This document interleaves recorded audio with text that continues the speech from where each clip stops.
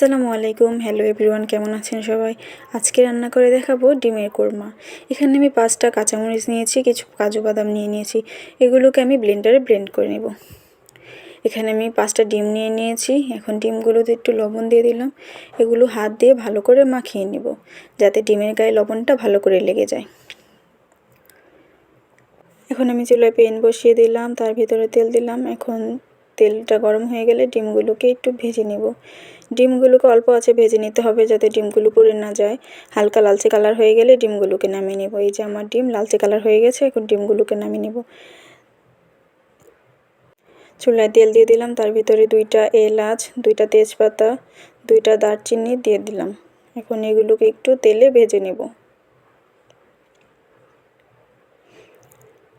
তেলে ভাজা হয়ে গেলে এখন একটু আদা রসুন দিয়ে দেব। আদা রসুন দিয়ে আদা রসুনটাকে একটু তেলে ভেজে নেব।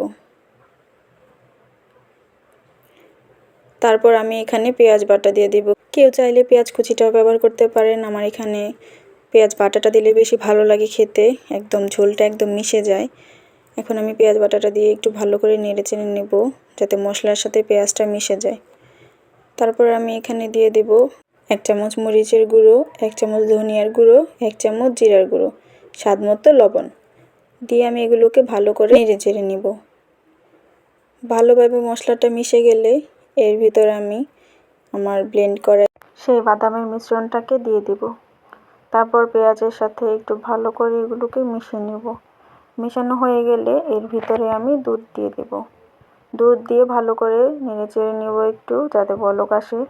বলক আসার পর এর ভিতরে আমি আমার সেই ভেজে রাখা ডিমগুলো দিয়ে দেব।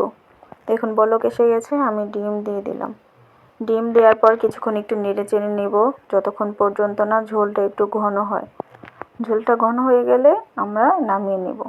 হয়ে গেছে আমাদের ডিমের কোরমা।